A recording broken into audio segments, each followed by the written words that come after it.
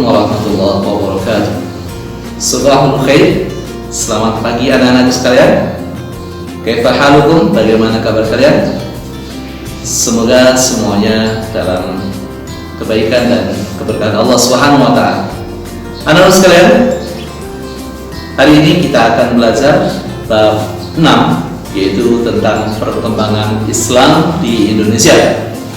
Kita ketahui bahwa dakwah Rasulullah SAW semenjak beliau hadir di muka bumi ini, kemudian mengajak kita semuanya untuk mengajak kebaikan kepada umat manusia agar mereka menyembah kepada Allah Subhanahu wa taala.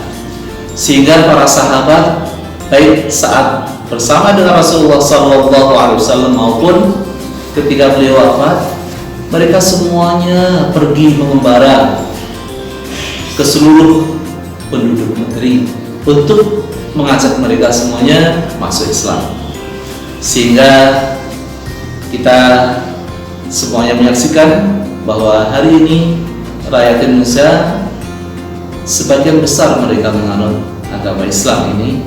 Begitupun juga di seluruh penduduk dunia sebagian besar adalah umat Islam, bahkan lebih dari 1 miliar. Ini semuanya adalah keberkahan yang dilakukan oleh para sahabat dan semua pengikut Rasulullah SAW yang mereka menyampaikan apa yang diajarkan oleh Rasulullah SAW dan mengamalkan satu hadis Rasul, yaitu balighu anni walau ayat, sampaikan dariku walaupun 1 ayat. Anak-anak sekalian, perkembangan Islam ke Nusantara itu pun juga masih terjadi di awal-awal hijrah, masih terjadi pada awal hijrah. Kita lihat bahwa perkembangan masuknya Islam di Indonesia itu ada melalui jalur selatan dan ada melalui jalur utara. Kemudian bagaimana cara masuknya Islam di Nusantara? Itu melalui beberapa cara. Pertama, perdagangan, kemudian yang kedua kebudayaan, kemudian melalui pendidikan, melalui jalur politik, dan melalui jalur perkawinan. Baik, kita akan kaji satu persatu bahwa sesungguhnya Islam masuk ke Nusantara melalui 2 jalur, yaitu jalur selatan dan jalur utara.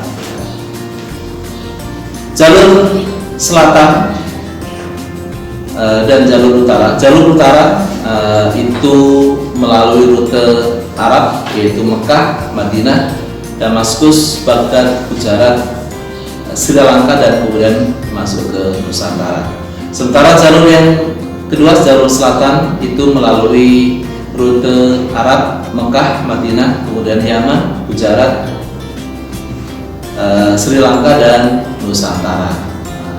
Ini semuanya alhamdulillah dari 2 jalur tersebut perkembangan Islam di sepanjang jalur itu berkembang dengan sangat pesatnya. Ada beberapa perbedaan di antara para ahli sejarah tentang kapan masuknya Islam ke Nusantara. Namun kemudian berbagai macam fakta sejarah membuktikan bahwa Islam masuk ke Nusantara pada abad ke-7 Masehi atau abad pertama Hijriah. Dan bahkan para sahabat itu sebagian di antara mereka ada yang sudah sampai ke Nusantara, misalnya Ali bin Abi Thalib dan beberapa sahabat-sahabat yang lainnya. Ini membuktikan betapa mereka dengan penuh kegigihan dan kesungguhan untuk menyebarkan ajaran Islam.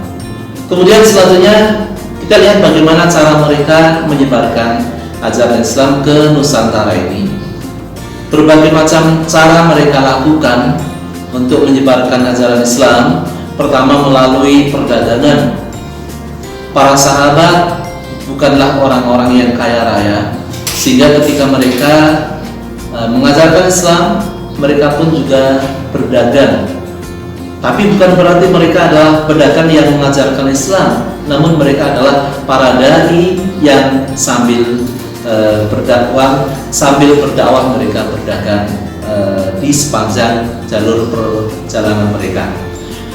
Kemudian yang kedua adalah melalui kebudayaan atau kultural.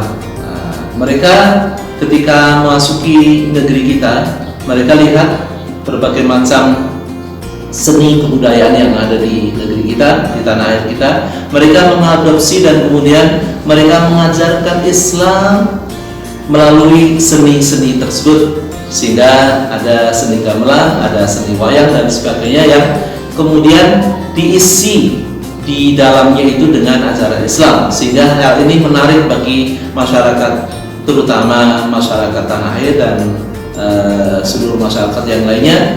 Ketika mereka mendengar gamelan misalnya atau melihat wayang kulit dan lain sebagainya, kemudian mereka tertarik dan melihat hal tersebut.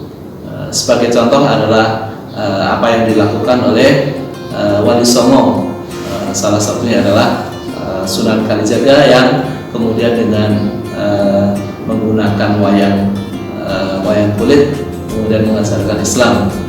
Kemudian yang ketiga, melalui pendidikan.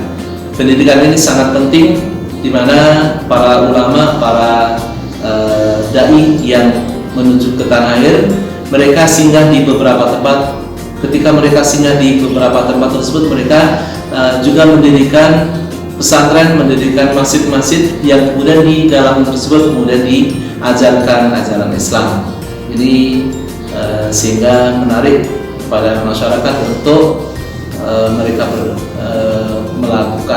mereka kemudian mendatangi tempat-tempat tersebut untuk mencari ilmu. Kemudian yang keempat, melalui kekuatan politik, mereka pun juga mendatangi para raja, para penguasa di negeri ini yang banyak terdapat di pulau-pulau negeri kita, dan kemudian mereka mengajarkan Islam kepada para penguasa tersebut. Ketika para penguasa, para raja masuk Islam melalui jalur pernikahan dan sebagainya, maka kemudian banyak diikuti oleh para rakyatnya.